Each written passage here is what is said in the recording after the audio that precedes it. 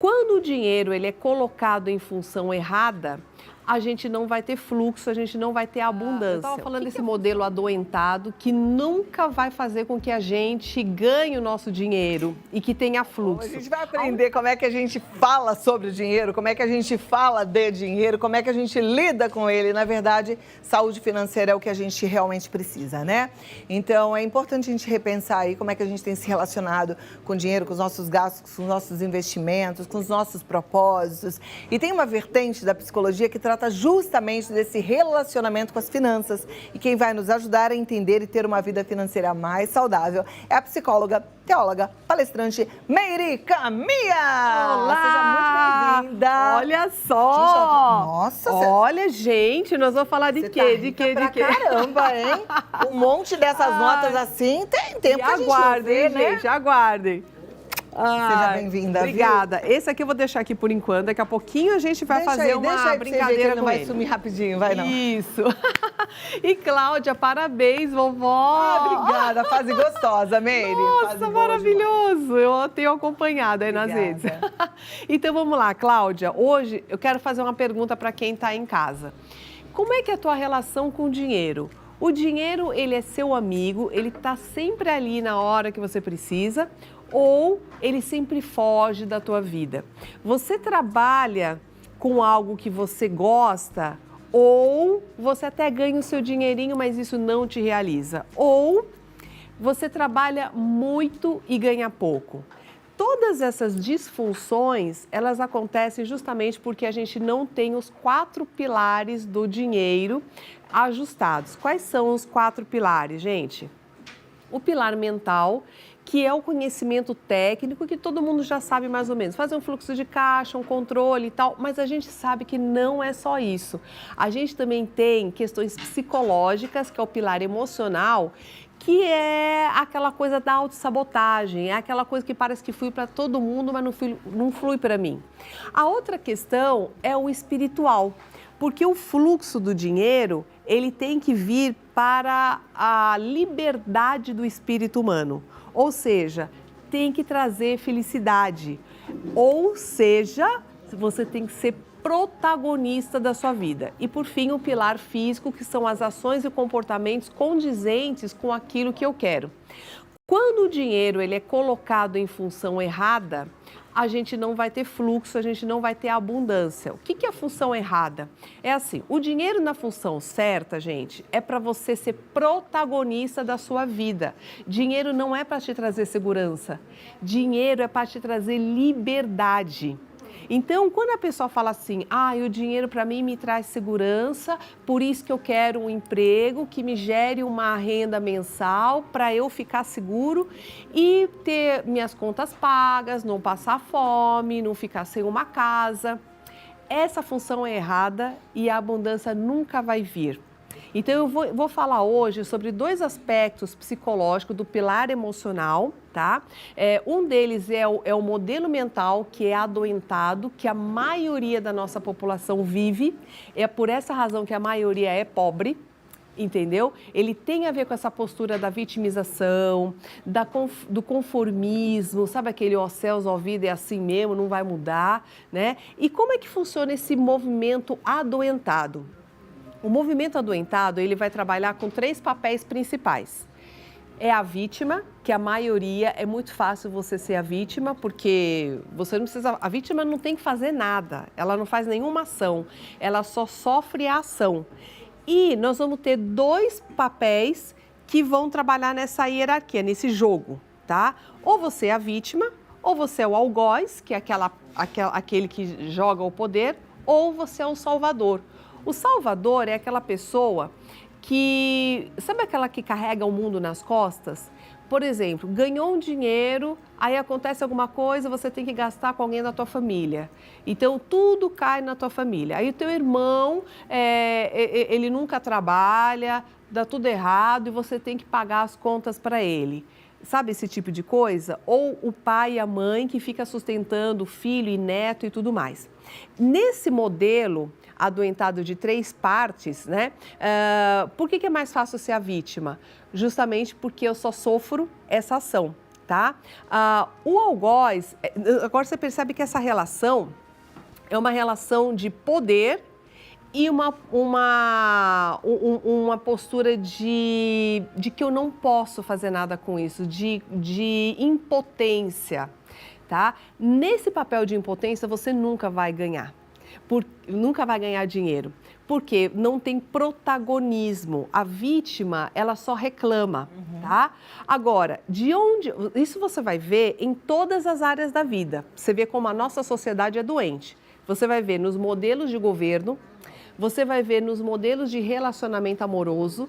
Muitas pessoas, quando você vê os ciúmes, por exemplo, os ciúmes, ele é um jogo de poder. Eu quero saber e controlar o seu comportamento, eu quero saber o que você está pensando, eu quero saber o que você está fazendo, eu quero te dominar.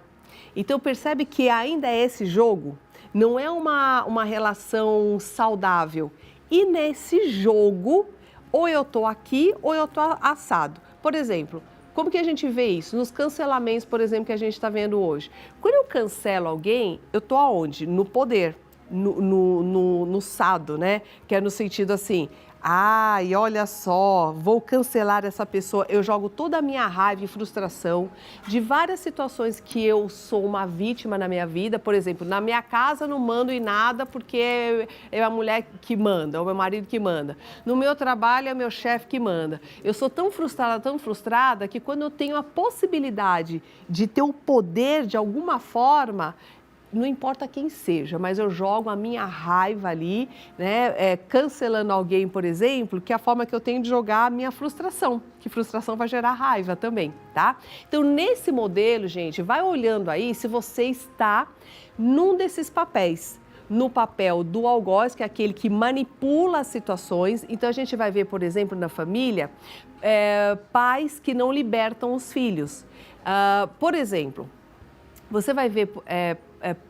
sabe aquela situação, gente, daquele filho, toda família tem, aquele filho que nunca dá certo na vida, que os pais sempre têm que ajudar financeiramente?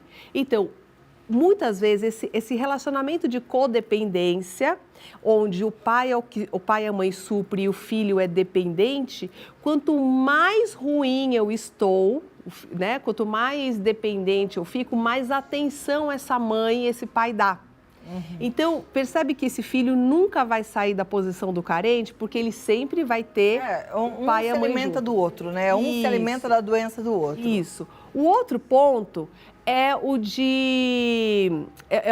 do fator psicológico, da falta de maturidade psicológica. E isso faz com que a gente coloque o dinheiro numa função totalmente errada, que é a função da dependência do dinheiro, no sentido de que ele vai me trazer conforto, ele vai me trazer segurança e não a liberdade e o protagonismo na vida. Você pode ver que o dinheiro gosta de quem é protagonista na vida. As pessoas que são ricas, elas investem no negócio, elas têm uma postura de aventureiro na vida e é para isso que serve o dinheiro. Entendeu? Ou seja, temos 3 perfis bem traçados aí. Aquele que fica na dependência, aquele que fica no medo e aquele que vence porque está na coragem. Nossa, né? Essas coisas. Olha, falando desse modelo adoentado que nunca vai fazer com que a gente ganhe o nosso dinheiro e que tenha fluxo. A única forma que a gente tem de escapar disso é sendo protagonista. Você tem que sair desse modelo de 3 pontos, assim, sabe? Que ou você é a vítima, ou você é algoz, ou você é salvador. Porque o salvador também é ruim porque você pega problema dos outros e bota nas tuas costas. E ninguém quer. Inconscientemente, você também não quer crescer porque você fala, vou ter trabalho, eu vou ter muita responsabilidade, não quero, não aguento nem minha vida assim, entendeu? Então, olha só, nós vamos trabalhar... A gente precisa, para sair disso, ser protagonista, ou seja, você se colocar no mundo com muita responsabilidade, assumindo o que você gosta, assumindo o seu talento, o teu trabalho. E aí, a gente tem que trabalhar os 4 pilares que eu vou tentar mostrar aqui. Aliás, nós vamos ter um aulão online, gente, dia 8 de junho, que eu vou falar sobre esses 4 pilares. E eu quero demonstrar isso de uma forma lúdica. É o seguinte... Vamos imaginar aqui, olha, dinheiro é fluxo e tudo é investimento. Tudo que você dá atenção, todo o seu tempo, tudo isso custa, é custo de vida. Então, veja aí onde é que você está colocando o tempo de vida. Então, vamos imaginar, gente, que aqui eu tenho 100, 200, 300, 400, 500 reais, certo? E aí, eu preciso investir. Dinheiro sempre precisa de investimento, ele precisa de movimento. Então, aí eu percebo, gente, que eu preciso dar foco nisso. Você gosta do dinheiro, quer o dinheiro na tua vida, você tem que dar foco nele. Então, vamos supor que você vai investir seu tempo e a tua atenção. Então, você investe lá 100, 200, 300 reais, beleza? Como você investiu muito bem, tudo que você dá foco, ele volta para você. Então, você investiu 300, você tem 100, 200, 300, 400, 500, 600 reais. Mas aí você pensa, cara, não é só dar foco, eu preciso estudar. Aí você vai fazer um curso de matemática financeira, de finanças pessoais. Então você vai pagar o curso. Aliás, essa coisa de querer tudo só de graça é uma coisa de pobreza mesmo.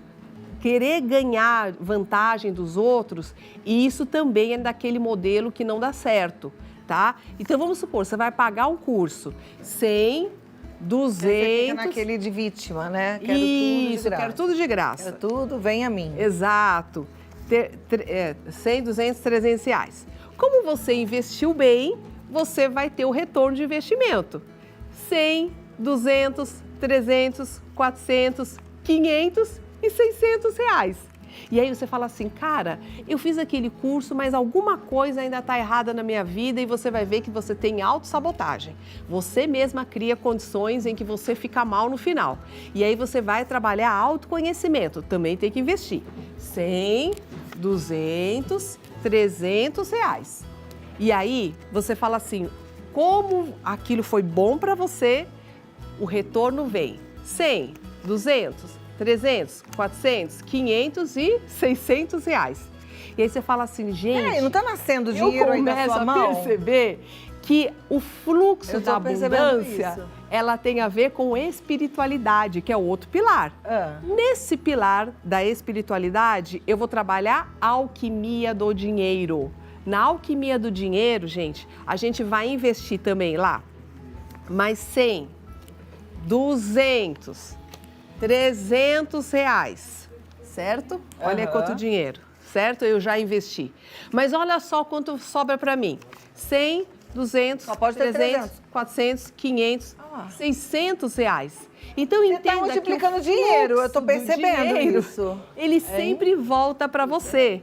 E aí, está na hora de você virar o protagonista da sua vida. Como que é virar o protagonista da sua vida? Você assume o que você gosta, o seu talento, monta o teu negócio, e assim você vai fazer um bom investimento, que aí é na prática. Na prática vai 100, 200, 300, 400, 500 reais. Tá, fiz um mega investimento. Mas aí eu consigo o meu retorno e eu preciso dar manutenção. Como é que a gente dá manutenção? Sempre aqui com o Vida Melhor. Ela multiplica o dinheiro, legal, e ainda dá essa dica maravilhosa. Isso. Que coisa boa. Mas, deixa eu só fechar agora o nosso pensamento. Então é o seguinte, gente, para ter o fluxo da abundância, eu preciso colocar o dinheiro na função correta. Ou seja, eu preciso ser um bom pai e uma boa mãe para mim e não esperar que o outro faça por mim. O que é função de mãe? A mãe ensina a gente a escovar dente, comer, se trocar, tomar banho, mas ela também dá suporte, ela motiva o filho, ela fala, vamos filho, vai! E às vezes a gente aprende a escovar dente, fazer as outras coisas, mas a gente não aprende a se automotivar. Então, quando a gente cai, a gente fica esperando que alguém faça alguma coisa por mim, que alguém me ame, que alguém me dê alguma coisa. Então, a pessoa não está sendo uma boa mãe para si. Função de pai. Qual que é a função do pai? O pai pega a criança, joga para cima, o pai vai brincar com a criança, o pai mostra para a criança a aventura que é a vida. E o dinheiro entra na função do pai, entendeu? Que é quando eu pego esse dinheiro e vivo o mundo lá fora. E quando eu coloco a minha missão no mundo, quando eu transformo o mundo, dinheiro ele é feito para transformar o mundo, entendeu? É feito como uma ferramenta que me traz essa aventura, essa alegria na vida, que dinheiro sempre traz alegria, não é verdade? Tá? Então, se por acaso, meu amigo e minha amiga, você tem angústia com relação ao dinheiro, do tipo, ai meu Deus, não vai entrar, ai meu Deus, não vai dar certo, ai meu Deus, não sei o quê, é porque a função está errada. Ela está sendo colocada na função de mãe, onde eu preciso de segurança, na função de pai, e aí a pessoa não consegue ganhar o dinheiro sozinha, ela não consegue ser protagonista da sua vida, ela está sempre achando, por exemplo, que o patrão é chato, que ele suga, porque o bebezinho não precisa fazer nada para receber algo em troca, a mãe dá de graça, e a pessoa que fica sempre assim esperando coisas de graça é a pessoa que está usando o dinheiro na função errada, entendeu? Vou passar para vocês o site da Meire, que é meiricamia, é com Y, tá, gente? .com, meiricamia.com. E o Instagram dela é meiricamia. E tudo que a gente aprendeu hoje tem que ser colocado em prática. É a gente repensar e a gente querer aprender mais, né? E mudar aí os nossos conceitos, porque a gente pode. E pode muito mais. Muito obrigada, meus parabéns e até a próxima, viu?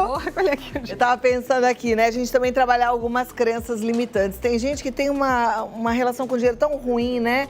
Que ouviu a vida inteira as pessoas falando dinheiro não traz felicidade, dinheiro não é coisa boa. Não, a gente tem que ter uma relação saudável, tá? Pensa nisso e vamos desconstruir aí o que talvez esteja no seu coração, que talvez esteja te prendendo a ir além. A gente mora, eu ia falar, mas a gente vive no mundo capitalista e a gente precisa. A gente só não pode, como disse lá em Provérbios, no comecinho do programa, ficar agarrado ao dinheiro, né? A gente tem que ser generoso, a gente tem que ter uma relação de abundância e solidariedade, e esse compartilhar faz parte de um comportamento abundante, tá bom?